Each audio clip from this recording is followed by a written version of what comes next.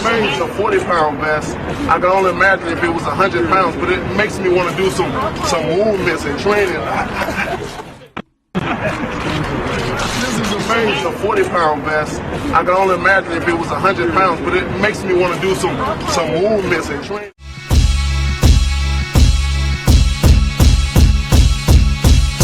So you've seen Deontay Wilder's his accusations. You believe that Tyson Fury cheated? Nah, Tyson Fury punched the shit out of Deontay Wilder. Don't cheat. You know what I'm saying? Like, nah, he beat his ass.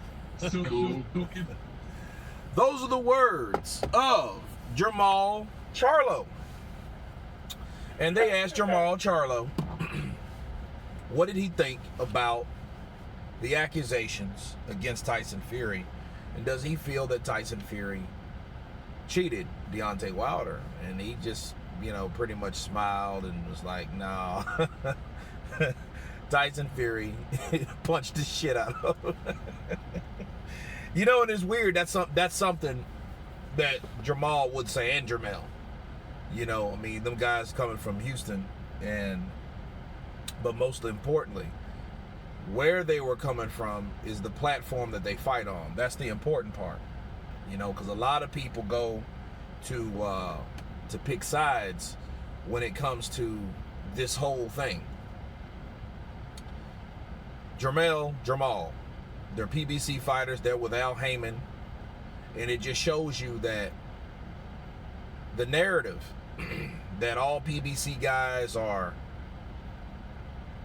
for Wilder with this particular situation. Not saying they're against Wilder. I'm not saying they're enemies of Wilder. I don't know how he takes it if he knows what their opinion is about it. That really doesn't matter, because at least they're speaking their own mind. And that just shows you that, to say the least, that the PBC, or the guys that fight on the PBC, at least they have their own opinion, especially when it comes from cheating or not cheating. I remember Ishe Smith was probably one of the pioneers that was like, no, that didn't happen. That didn't happen. And then after that, Sean Porter, and now Jermall Charlo, that's speaking up. And it will be more and more people, because regardless, if you are a person that you look at boxing news and you understand what happened with boxing, you can understand, and boxing, that there's no fucking way that Tyson could have cheated the way they said he cheated. Just point out blank, because they know, okay, well, that, think about what Jermall said. He said, no, he punched the shit out of him. Basically, when you get punched with them gloves, okay, those gloves take the form of whatever you're punching. And Tyson Fury was hitting this man everywhere he possibly could. Head, body, he was mauling Wilder. And it also shows you, it breaks that narrative that, oh, well, all the black people are going to side with Wilder because he wants them to, and because this is a black-white thing. No, he made it a black thing when he came in there talking about, I'm going to rep this for Black History Month. I'm going to make Tyson Fury a Black History lesson, and he got beat up. It was embarrassing. That is not the ideal way that he wanted that fight to come out, I know. And if that happens to him, and it was embarrassing again. It was embarrassing, it was humiliating, the way he knocked him all around the ring and beat him up, where there was no resistance, there was no comeback, there was no struggle, there was no fight really. It was a one-sided ass beating. A couple swings, a couple lands for Wilder, but the rest of that fight belonged to Fury, and it was absolutely surprising, and it was absolutely humiliating. But it happens. But it also happens, though, like I've been telling people for the longest, when you go in there thinking you got one punch that can solve all your problems, this will be the result. And if he doesn't improve, it's going to be the result again. That's it. But it's good to see someone from the PBC speak their mind, and it was like, no, that didn't happen. Jermall Charlo and Deontay Wilder don't have beef, so that ain't it. It ain't the fact that, oh, they had some type of quarrel or words before then, and then therefore, okay, well, that's why he's saying that. So there's no agenda. There's no hidden agenda about that. There's none. You know, so it's a clear opinion of one fighter that fights on the network of PBC, just like Deontay Wilder. And people are speaking up because you know why, though? To counterpunch this, the whole gist of the matter is the shit is getting old. It's been old, you know? But the thing is, Wilder just came out with it in November, so it's only really literally a couple months old in actuality. You know, and to allow other people to speak for you for the longest like he did, that shit was fucked up. It was chicken shit. That wasn't the ideal thing to do. He could have said that a long time ago. He could have said that a long time ago.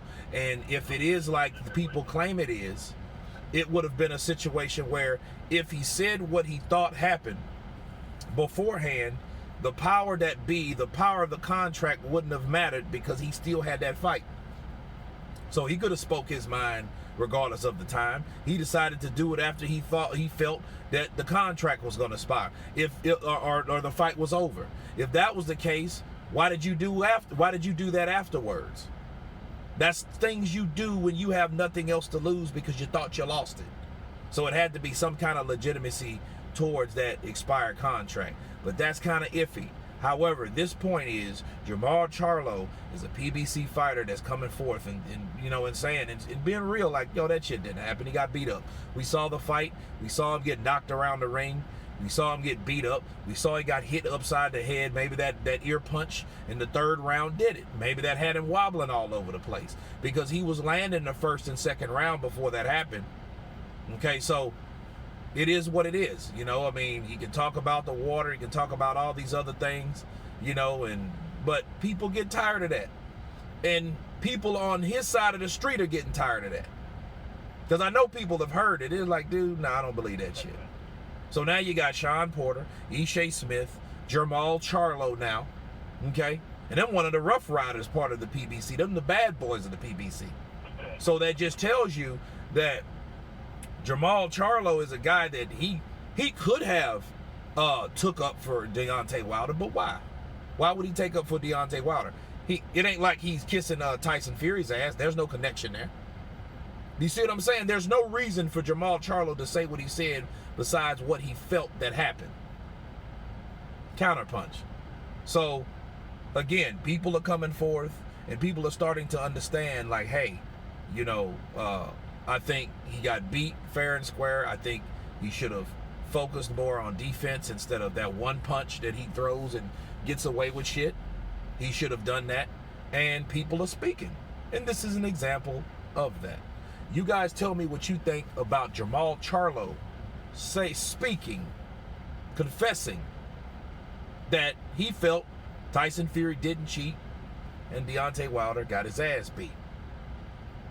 Bars. Tell me what you think. Please subscribe, and you guys been counterpunching. Peace.